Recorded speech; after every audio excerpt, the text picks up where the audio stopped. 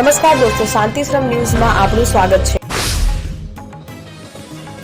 પાલનપુર સ્થિત 16 ગામ લેવા પટેલ પ્રગતિ મંડળ સંચાલિત સ્વસ્તિક શૈક્ષણિક સ્કૂલમાં ધોરણ 10 અને 12ના વિદ્યાર્થીઓ માટે એક ભવ્ય શુભેચ્છા સમારોહનું આયોજન કરવામાં આવ્યું હતું। આ પ્રસંગે વીરપુરના પરમાર્થ નિકેતન આશ્રમના કેશવદાસજી મહારાજે વિશેષ ઉપસ્થિતિ નોંધાવી વિદ્યાર્થીઓના આશીર્વાદ પાઠવ્યા હતા।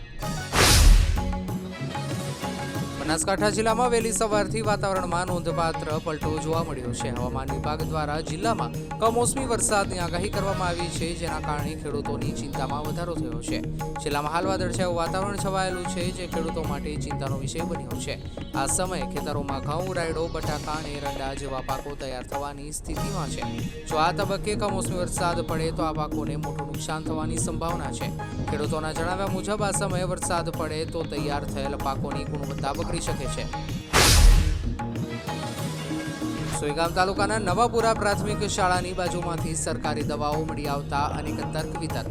સોયગામ તાલુકાના નવાપુરા ગામની પ્રાથમિક શાળા જોડે સરકારી દવાઓનો મોટા પ્રમાણમાં જથ્થો ફેંકી દેવામાં આવતા લોકોમાં અનેક તર્ક વિતર્ક।